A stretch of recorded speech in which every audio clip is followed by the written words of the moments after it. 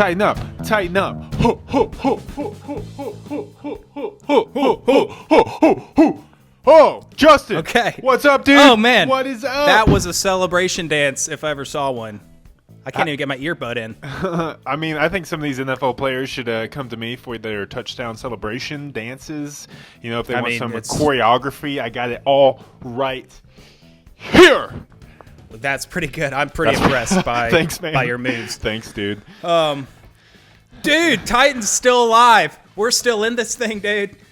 We are my still goodness. in it. That's right, Jeff Schwartz. We outscored the Patriots.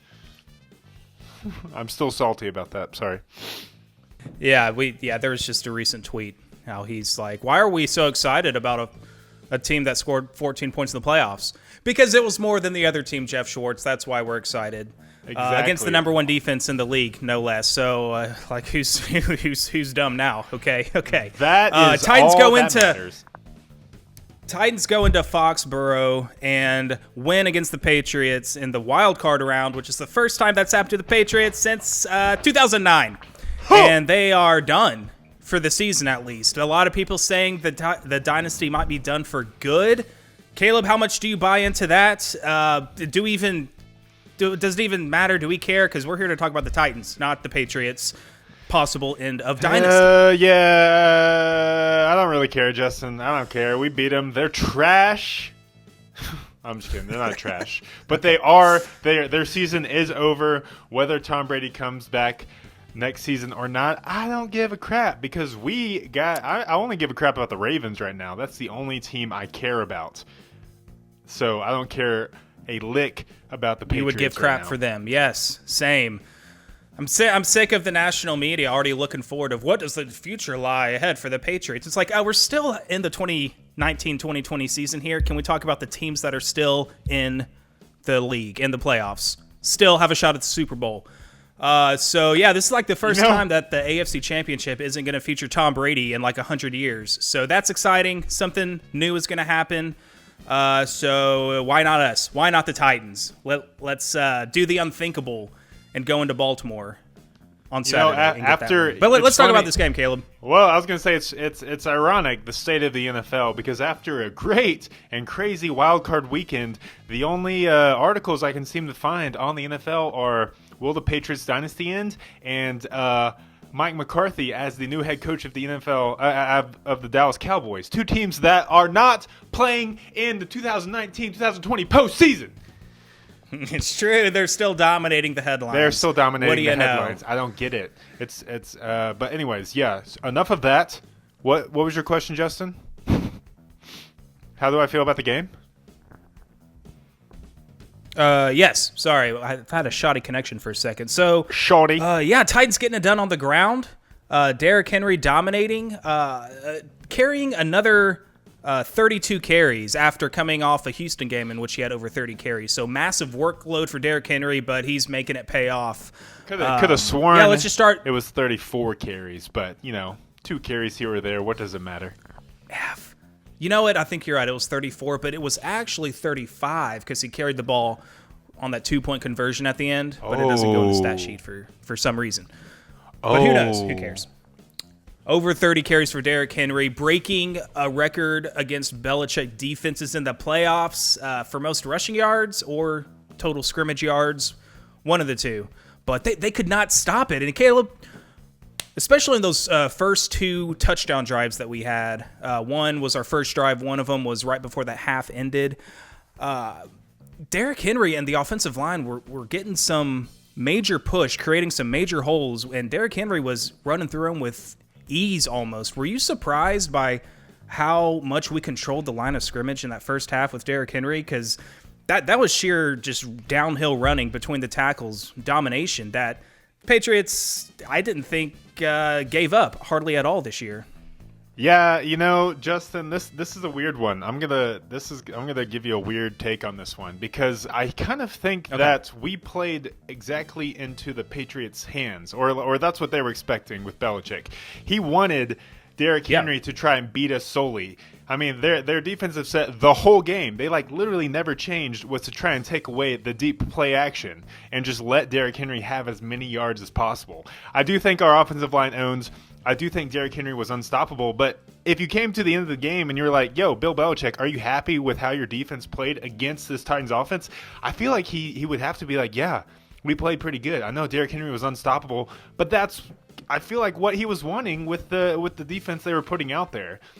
And it came down to, just a few huge plays in the fourth quarter, which, I mean, you can't ask for more than that in a playoff game. A chance to win late in the game in the fourth quarter with Tom Brady as your quarterback. So I kind of think that Bill Belichick's defense did what was expected of them, which was take away the big passing play, which they did, and then just see if Derrick Henry can, beat him himself, which he did, by the way. And also the Patriots offense sucks. That did not help. But yeah, that's kind of my take a little bit on why we just ran over them. But I don't know. What do you think? Does that make sense? Sorry, it did from the parts I got. My internet connection is struggling hardcore right now, so I missed a lot of what you said. But I agree. But for some reason, how did Bill Belichick not take away Derrick Henry? It was almost like he was trying to eliminate the pass.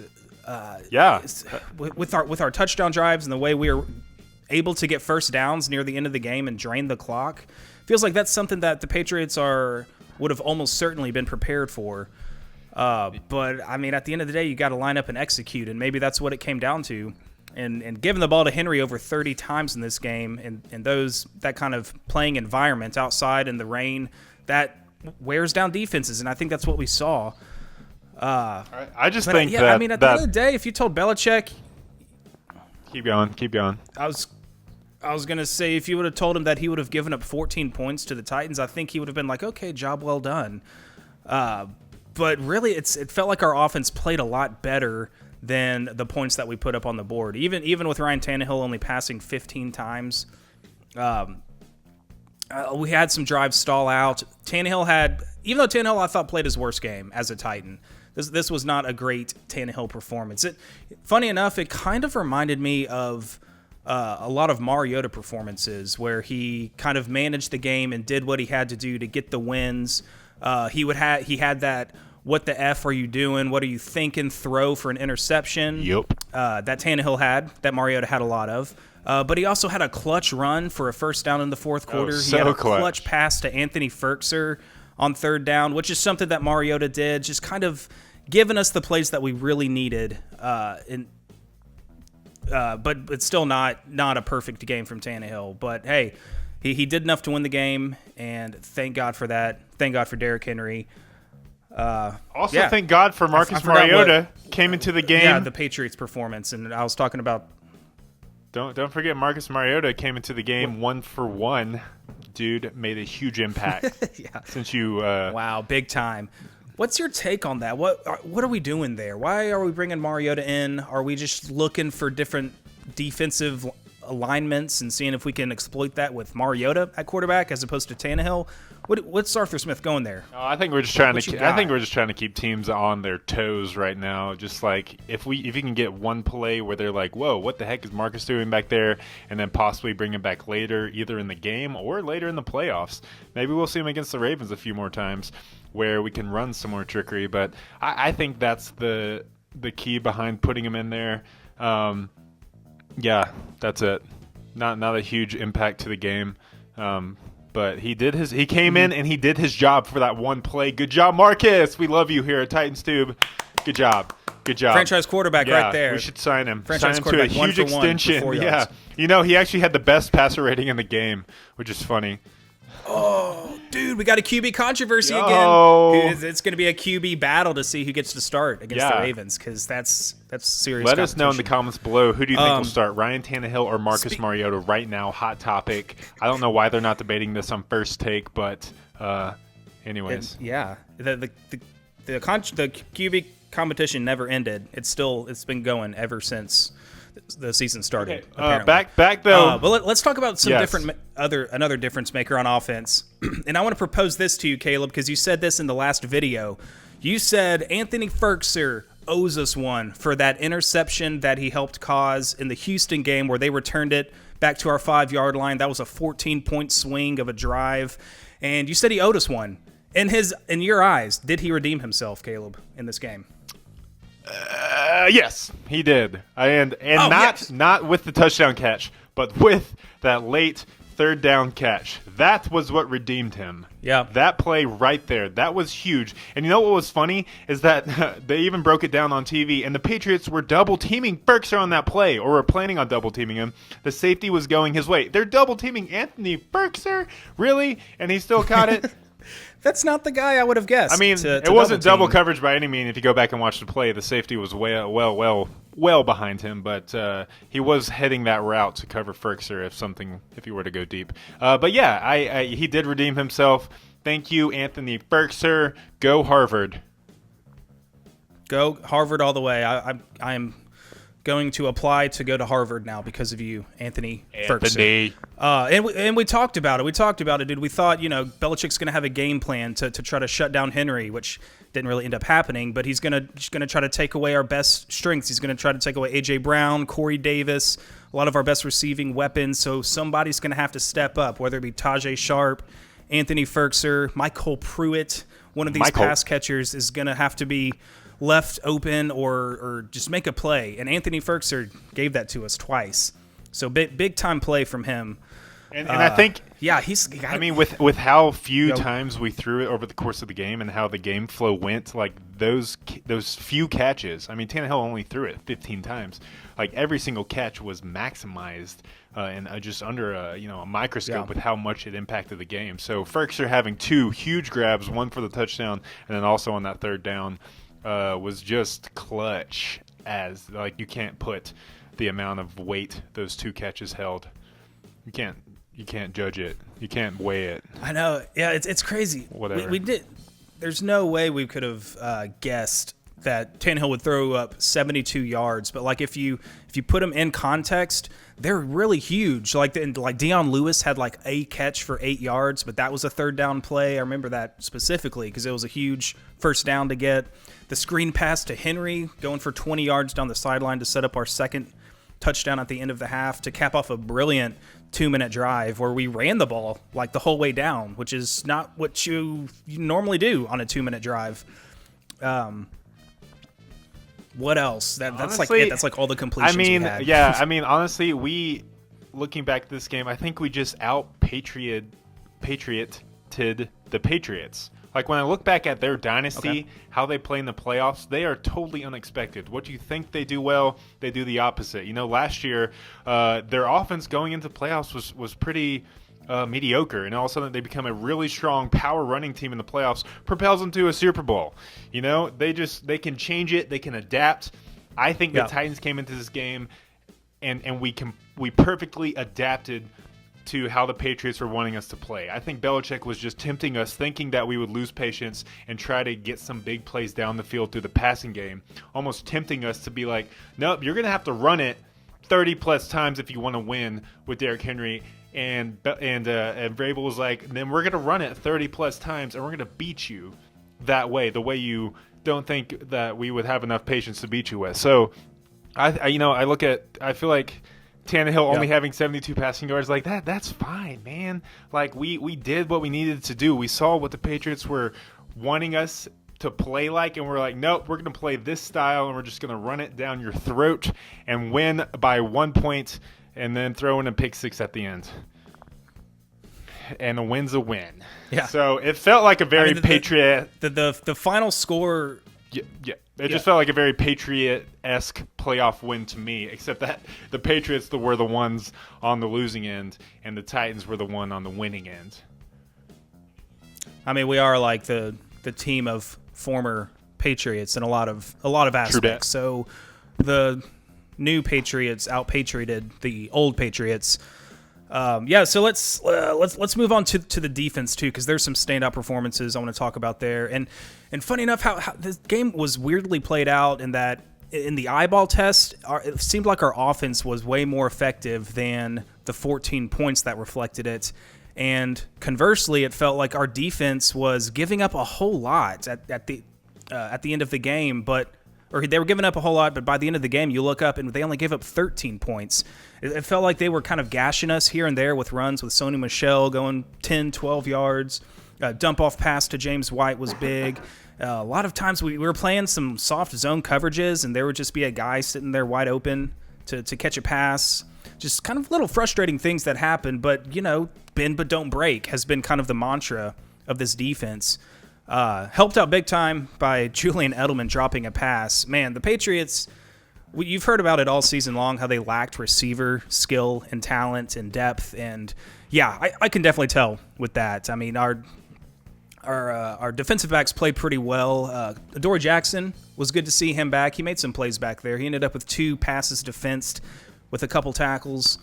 It was nice to get him back there, but yeah, and obviously, well, let's talk about the biggest series of the game, which was the goal line stand. Turned out it could have been the game changer. That's 4 points that the defensive line and most notably Rashaan Evans saved by stopping them 3 times in a row. Extremely impressive. I was definitely expecting a play action pass there, but all right, you're going to run into our front. We'll take that. We'll take that anytime. So Rashaan Evans, big tip of the cap to you, sir. This was one of the best games I thought he played. He ended up with 3 tackles for loss on top of 10 total tackles for the game. Great first playoff game for Rashaan Evans. Jeffrey Simmons was huge on that goal line stand too, blowing up the inside so that Rashaan Evans could. I've never seen someone like shoot through a gap. He was almost like flying. His feet were just like parallel, just like gliding across the field as he tackled like James White and Sony Michel. But yeah, I was getting pretty worried early on in the game when Sony Michel was gashing us for some big runs. I was like, shoot, this is not going to bode well because now it's going to set up their play action, which is what their passing game needs to get their players open. But you know what, that was I think that was a turning point in the game where it's like, nah, I think the Titans are a stronger, more physical team, and the Patriots just don't have it in them, especially offensively, to pull it out. So yeah, huge turning point in the game, and I think that kind of just sealed it from there on out. I was like, shoot, we ain't getting by that front. Yeah. And then we responded to that by making our 2-minute drive to take the lead right before halftime. So that was a possible facing a 17-7 deficit to holding them to a field goal and then scoring our own touchdown before half, and we're up by 1 point. Next thing you know, 14-13. Yes. Which pretty much was the rest of the game. And should we add a 2-minute drill that featured 75 yards from Derrick Henry with only 1 pass? Like, what kind of 2-minute drill is that? Yes. That is some Titans smash mouth 2-minute drill. Where is Mike Mularkey with that exotic smash mouth football? No, but I think that's what Belichick was like trying to like tempt us into doing. He's like, even in 2 minutes, it's like you got to keep on running the ball. I am not going to give up these big pass plays to AJ Brown. And the Titans were like, then we're going to keep on doing it because Derrick Henry is running like a man possessed. He's the king. Let's go ahead and crown him. He was. And also, please, can we vote him president? Oh, he's been crowned. Can we also get him in the White House and just get the voting ballot? He's my write-in candidate for sure. I'm writing in Derrick Henry. For sure. King El Henry. Presidente. Not president, but a king. I want him to be like the monarch of the United States. Screw democracy, dude. Democracy's done. It's over. It's a thing of the past. We are now living under the Derrick Henry regime. And it's going to be a beautiful thing. Also, I have a note here. One more defensive shout-out, too. I thought Kenny Vaccaro played one of his best games as a Titan. Did you see that missile? Yes. He turned himself into a missile and shot Sony Michel right in the chest. Or maybe the helmet. That was kind of a dangerous hit. He kind of speared him straight, but he shot through there. Was it as dangerous as Jadeveon Clowney's cheap shot head shot to the back of Carson Wentz head into the ground? No. Kenny Vaccaro. It was an incidental head-to-head shot, but it was more dangerous for Vaccaro because, Ryan Shazier, I saw someone point this out, Ryan Shazier of the Steelers, who ruptured his spine or whatever, has paralyzed from the waist down temporarily. Like, that was the same kind of hit, like head down into the ball carrier, that he could have hurt himself. So good thing he didn't. But anyway, I'm not trying to just distract from the fact that Kenny Vaccaro played a fantastic game. I thought he also made a touchdown-saving deflection when he came in from his safety spot, swatted that ball, because that was a good pass. That looked like it was going to be dropped right into the breadbasket of Sanu, I think it was. I think I saw a quote where Vrabel said that Kenny Vaccaro played that game the way a safety is supposed to play that game. And so just like perfect. He was where he needed to be. He was around the ball. He was deflecting passes. He was blowing up through the line to tackle Tony Michel. Like Kenny Vaccaro, invaluable to this Titans team. Yes. It's good. I do want to mention this. It's so nice to see these players kind of step up and have good games, because I'm seeing a couple of our main contributors kind of disappear a little bit this last month of the season. Like where's Kevin Byard making a big impact game-changing play? Like he's usually active in run support, gets his hands on a ball, whether it's deflecting it or intercepting it. I don't know. It seems like he's kind of just on mop-up duty. He's the one that'll take down a running back if he gets through the initial wave of defenders after he's 8 yards down the field. He's kind of the mop-up tackler. I want to see a little bit more Kevin Byard making a big impact play. Same thing with Harold Landry. Hasn't had a sack in several games after getting 9 sacks and having a streak of like 6 straight games with a sack. I want to see him get back into the backfield more.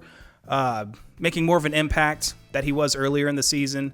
But, we've got a lot of talent on this defense where guys can make plays any given week. But is that a cause for concern for you, or is this an unjustified complaint that I have? I mean, anytime we're not getting to the quarterback, it's a cause for concern, which we did not do very well against the Patriots. But I think it's going to be more important than ever in our game next Saturday against the Ravens. Just our defensive line play, being able to contain Lamar Jackson or chase him down when he does break containment. Like Harold Landry is going to need to have a huge game Saturday night for us to win. So, I'm kind of looking past what he's done over the last few games, which isn't a whole lot on the stat sheet, but and he's got to bring it Saturday night.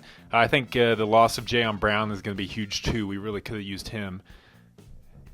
I don't know, actually. I haven't heard an injury report of him. He was feeling good. Just assuming he was going to be out. Yeah, I don't know. I don't think one's been released yet.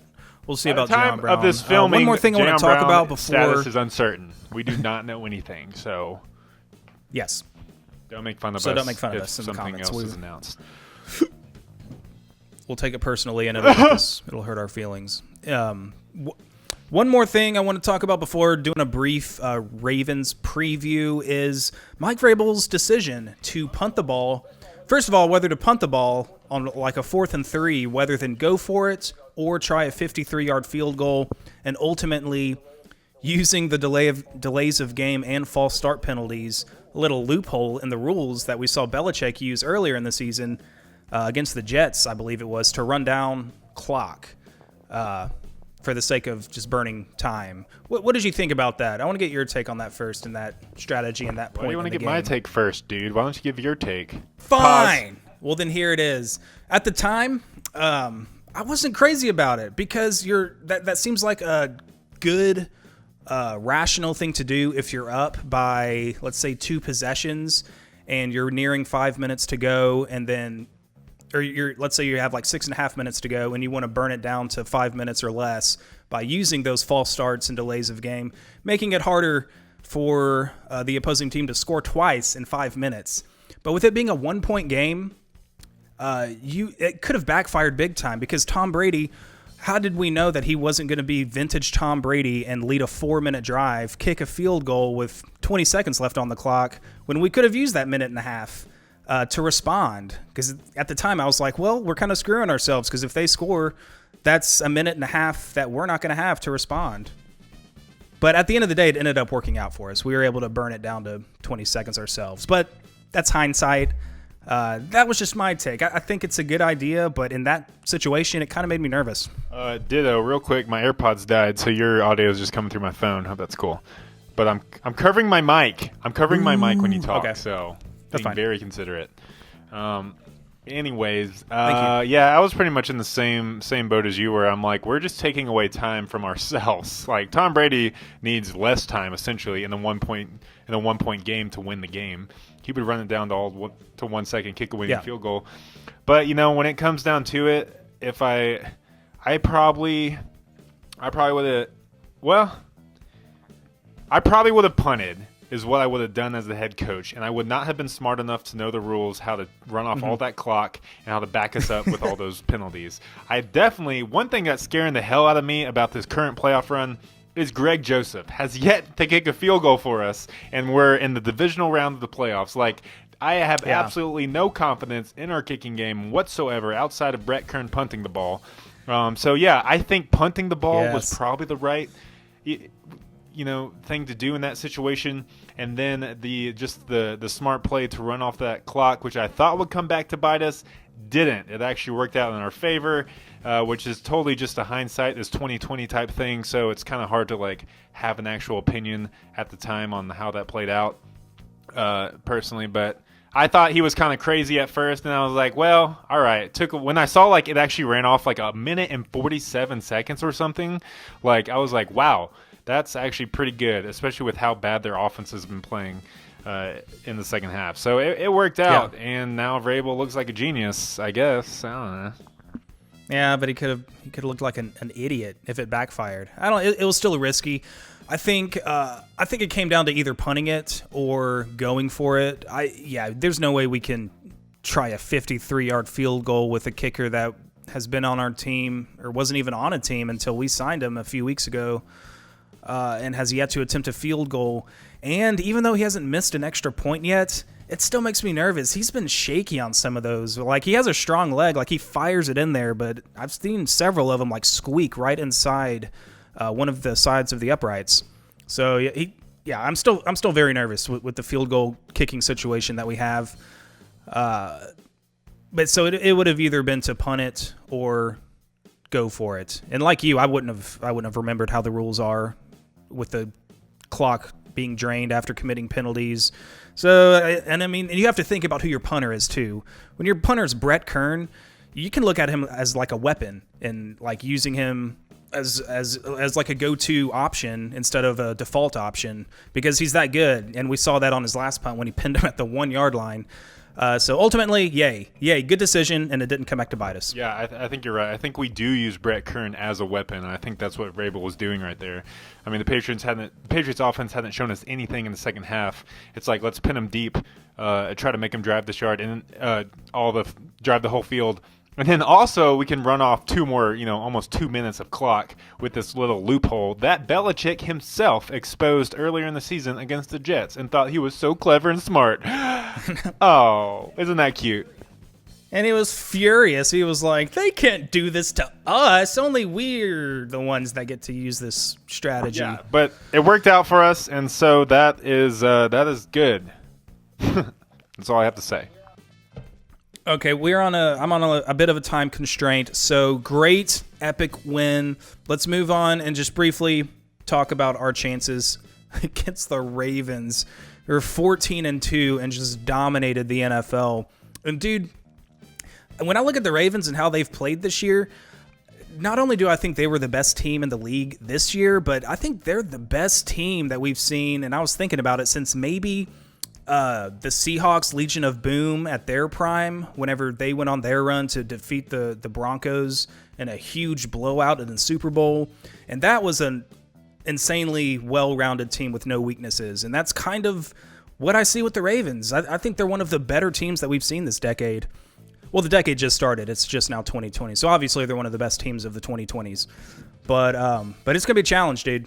It's going to be a challenge. Lamar Jackson, Mark Ingram, Smash and Dash 2.0. I'm just going to...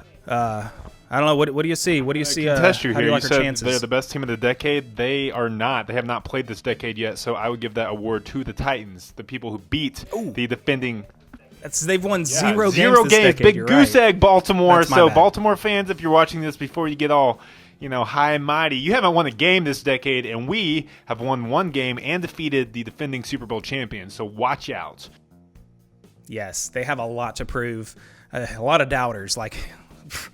Yeah. No, they're really Okay. good, Justin, and you might call me crazy, but I kind of like our defensive matchup against the Ravens offense and Lamar Jackson. What? I know it's going to be a hot take, but I think with our we need a status update on Jayon Brown, but even without him, Long, who was in there, was flying around the field. I like that we can replace Jayon with a linebacker that's like kind of his stature, similar play style, not as skilled as Jayon, but with the emergence of Rashaan Evans, with I think Harold Landry's going to put together, the rest of our defensive line is playing really well. I think we're going to be able to contain Lamar, man. I don't know, call me crazy, but I think if we can do that and shut down Mark Ingram in the run game, then I like our chances, dude. I like them. Hey, tall task, but I love the optimism. I also like how Derrick Henry seems to have that video game perk where the more damage you take, you actually get health back, because somehow, after even running 34 times, the dude looks stronger every single run he gets late in the game. So, like, he's got to be at, like, 150% power going into Baltimore this week after being hit, like, 34 times. Like, the dude is not human. Over 150 HP with, like, 125 stamina, something like that. Yeah, like... It's crazy how good he is. So yeah, that's about all I have to say. Yeah. And one thing to point out too, with the Ravens going on a bye week this week, maybe something can kind of fall in our favor. Like, when you get the bye week, and they rested their most important players in week 17, so their star players have gone quite a long time without playing a football game, and they ripped off 12 straight wins to end the season. They're on a 12-game winning streak, and when you're rolling like that, maybe something that works against you is not being able to play in a game for 3 weeks. We've seen it happen to number 1 seeds, notably the Titans, who lost to the Ravens back in 2008 when we rested our starters in week 17, had a bye week. They came in as the 6th seed and upset us. With no thanks to all of the Algie Crumpler fumbles and Lindell White fumbles and the not called delays of game that the Ravens had, and Chris Johnson being hurt. And I'm not here to talk about the past, but here I am talking about the past. But my point being is that there's a chance maybe that it could work against them and they could come out a little rusty and it'll take them a quarter or two to get their flow again. Or they could just be well rested and come out flying and just break the doors off our defense. But I don't know. That's something to watch for, because it does happen. It does happen where 1 seeds with the bye week can come out rusty. Fingers crossed for rust. That's all I'm saying. Yeah, I think we saw it with the Houston Texans in the first half of their game. Like, Deshaun Watson hadn't played he didn't play week 17, so only sat out like 2 weeks. But I saw some people saying that the Texans should have played their starters week 17 just to keep them in the flow of the game. I know you risk an injury, and if something were to happen to Watson, like a major injury in week 17, everyone would have torn Bill O'Brien apart. But now I guess they won the game against the Bills, so you can't say too much. But looking at just the first half, how they were just playing abysmal, it's like, there is some argument for like just continuing to play your players, play your way, and just keep on rolling instead of like taking. Yeah, the Ravens has almost had a month off by the time we get them on Saturday nights, where we have been playing playoff games since like week 17. Yeah, it'll be interesting to see, because it did take Deshaun Watson a while to finally find his rhythm again. So yeah, I mean, there's more we could talk about, but we should wrap this video up as I must depart, sir. Fair. Any final thoughts? We didn't even talk about their defense much. They've got 2 All-Pros in the secondary, so the passing game may not get much better. Hopefully, it's more than 72 yards worth, and we don't have to lean on Derrick Henry the entire game. But they got a tough defense too, well-rounded team, and we owe them, dude. We owe them for 2000 and 2008 ruining our Super Bowl dreams. Payback time. Can it happen? Yes. I predict a score of 42-17 Titans. Okay. You predicted 37-0 against the Patriots, and while you got the right team winning, you did not get the score right, even close. I'll take Titans 34-31. Whoa, high score. 34-31. I think it's going to be another low-scoring game. I really do think, the Ravens' offense is going to be a little. I think it's going to be a shootout. Well, I think it's going to be pretty I think the Ravens' offense is going to be pretty lackadaisical in the first half and pretty rusty. And I think it'll come down to a one-score game by the end of the game, probably around 24 to 21.